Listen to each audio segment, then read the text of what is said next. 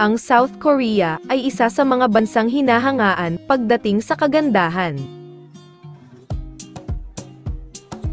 At ang aktres na ito ay talaga namang grabe sa ganda, kaya tinawag na Diyosa ng South Korea. Ang Korean actress na si Kim Tae-hee ang tinaguriang pinakamagandang babae sa South Korea. At kilala sa kanyang natural na ganda. Si Kim ay itinuturing din na National Treasure Beauty dahil sa kanyang malamanikang mukha. At nanguna rin sa isang survey sa China bilang pinakamagandang Korean actress. Siya ay ipinanganak noong March 29, 1980, sa Ulsan, South Korea.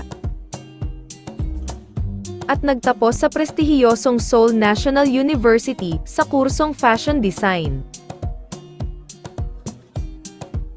Taong 2000 nang madiscover siya habang sumasakay ng subway ng isang advertising executive. At kinuhang modelo ng TV commercials at print ads.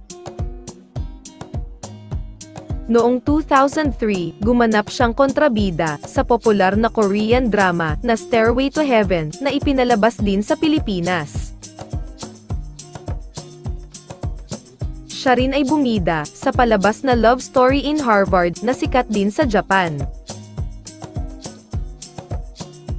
Si Kim ay nanalong pinakapopular na aktres sa Baeksang Awards. At tinawag din na South Korea's Commercial Queen. Bukod sa kanyang ganda, gusto rin niyang makilala bilang isang mahusay na aktres. Siya din ang lead actress sa isa sa pinaka-pinagkagastosan at matagumpay na spy action thriller na Iris. At nanalo ng kanyang unang acting award sa KBS Drama Awards. Noong 2011, siya ay gumanap bilang kolehiyala na nadiskubring isa siyang prinsesa sa romantic comedy na My Princess. Si Kim ay bumida rin bilang royal concubine na si Yoo Bin-jung noong 2013. Noong 2015, siya rin ay gumanap na tagapagmana na naka-recover sa coma, sa tulong ng isang doktor sa Korean drama na Yongpal. Ang show na to ay isa sa pinakatinutukan noon, at nagbigay kay Kim ng Top Excellence Acting Award sa Korea Drama Awards. Ang family drama series naman na Hi Bye Mama.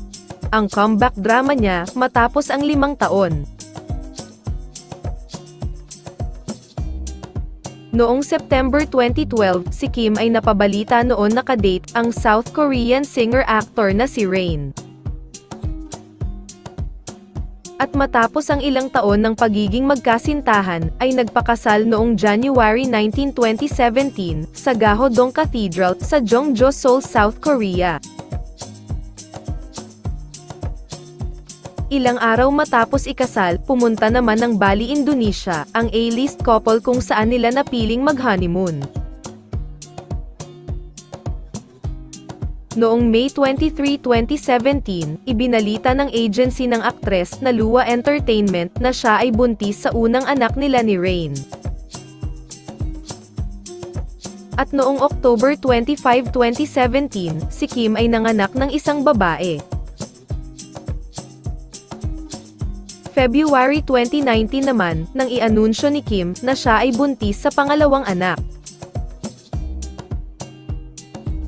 At nagsilang muli ng isang babae, noong September 19, 2019.